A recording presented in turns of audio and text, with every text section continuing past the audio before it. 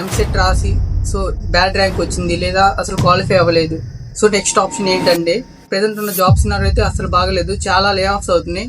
వాళ్ళు ఏఐతో పాటు like quantum కూడా చూడండి. సో హలో ఎవరివన్, సో ఈరోజు వీడియోలో ఎవరైతే ఇంటర్మీడియట్ కంప్లీట్ అయిందో ఇప్పుడు ఎంసెట్ రాసి సో బ్యాడ్ ర్యాంక్ వచ్చింది లేదా అసలు క్వాలిఫై అవ్వలేదు. సో నెక్స్ట్ ఆప్షన్ ఏంటంటే సో ఫస్ట్ చాలా మంది చేసే తప్పు other college like other states prefer చేస్తారు. సో నేను చెప్పే బెస్ట్ సజెషన్ ఏంటంటే బీ బెటర్ లోకల్ కాలేజెస్లోనే జాయిన్ అవ్వండి. ఎందుకంటే ప్రెసెంట్ ఉన్న జాబ్ సినారియో అయితే అసలు బాగలేదు, చాలా లే ఆఫ్స్ అవుతున్నాయి. సో జాబ్స్ వస్తాయి రాదు కూడా అసలు నమ్మకం లేదు. సో ఇఫ్ ఇన్ కేస్ మీరు అదర్ స్టేట్స్కి వెళ్ళి ఎన్నో ల్యాక్స్ ఖర్చు పెడితే మాత్రం మీకు 4 years తర్వాత జాబ్ రాకపోతే మనీ అంతా వేస్ట్ అవుతుంది. ఇఫ్ ఇన్ కేస్ మీరు లోకల్ కాలేజెస్లో చదువుకొని ఆ 4 years అయిపోయిన తర్వాత ఎంతో కొంత స్కిల్ నేర్చుకున్న తర్వాత ఆ మనీ పెట్టి మీరు ఓన్ స్టార్ట్అప్స్ అయితే స్టార్ట్ చేయొచ్చు. సో అదర్ కాలేజ్ ప్రిఫర్ చేసే వాళ్ళు this is the best option. So money save అవుతుంది, అలాగే 4 years అయిపోయిన తర్వాత ఒక కెరియర్ ఆపర్చునిటీ అనేది మీకు ఉంటుంది. సో నెక్స్ట్ వన్ ఏంటంటే సో ఎంసెట్ ర్యాంక్ బ్యాడ్ వచ్చింది లేదా లోకల్ కాలేజ్ ప్రిఫర్ చేయడం ఎందుకంటే సో మీకు అక్కడ ప్రెసెంట్ లోకల్ కాలేజ్ ప్రతి ఒక్క కాలేజ్ డెవలప్ అవుతుంది త్రూ న్యూ టెక్నాలజీస్కి చేంజ్ అవ్వడం కానివ్వండి. సో ప్రతి ఒక్క కోర్సెస్ అనేవి అడ్వాన్స్గా ఉన్నాయి.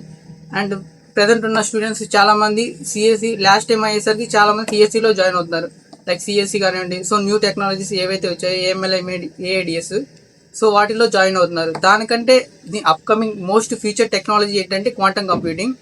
సో అది నెక్స్ట్ ఫ్యూచర్లో చాలా గ్రో అవుతుంది దాని ఏఐ. సో ఇప్పుడు ఎవరైతే ఇంజనీరింగ్ జాయిన్ అవుదాం అనుకున్నారో సో వాళ్ళు ఏఐతో పాటు లైక్ క్వాంటమ్ కూడా చూడండి. ఏపీ స్టేట్లో సో మెనీ కాలేజెస్లో ఇంట్రడ్యూస్ చేశారు. సో ప్రతి ఒక్క కాలేజ్ని విజిట్ చేసి లేదా ఆ కాలేజ్ బ్యాక్గ్రౌండ్ చెక్ చేసుకొని సో ది బెస్ట్ కాలేజ్లో అయితే జాయిన్ అవ్వండి. సో నా సజెషన్ ఏంటంటే దాని ఎక్కువ అకాడమిక్స్ కంటే లైక్ స్కిల్స్ మీద డెవలప్ చేసుకోండి. ఇఫ్ ఇన్ కేస్ మీరు స్కిల్స్ కానీ డెవలప్ చేసుకుంటే సో ఇఫ్ ఇన్ కేస్ మీరు సిజిపి లేక ఏది రాలేదు, జాబ్ రాలేదు, సో ఆ స్కిల్స్ మీద మీరు ఓన్ స్టార్ట్అప్ కానీ ఫ్రీలాన్సింగ్ కానీ సో ఏం చేసినా మీరైతే ఫ్యూచర్లో సక్సెస్ అవుతారు.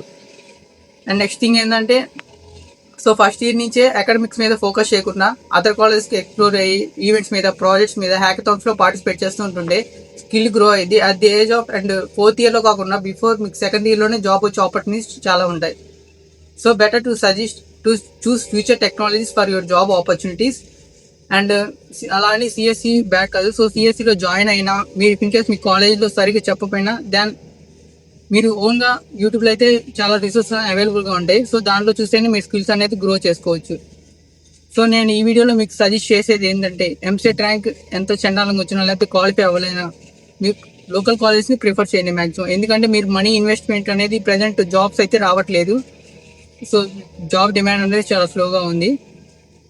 సో దానికంటే మీరు ఆ మనీ సేవ్ చేసుకొని ఫర్దర్గా మీరు స్టార్ట్అప్స్ కానీ దీనికి ఇన్వెస్ట్ చేసుకోవడం బెటర్. సో అది ఇంకా మీకు ఏమైనా డౌట్స్ కావాలంటే కామెంట్ సెక్షన్ కామెంట్ చేయండి, దాని మీద కూడా వీడియోస్ చేద్దాం. అండ్ నెక్స్ట్ వీడియోస్ నేను బెస్ట్ కాలేజెస్ నుంచి అయితే చేస్తాను. And EAMCET ranks lay off గురించి అయితే నెక్స్ట్ వీడియోస్లో చెప్తాను. సో ఇంకా మన ఛానల్ అయితే సబ్స్క్రైబ్ చేసుకోండి. Thank you for watching.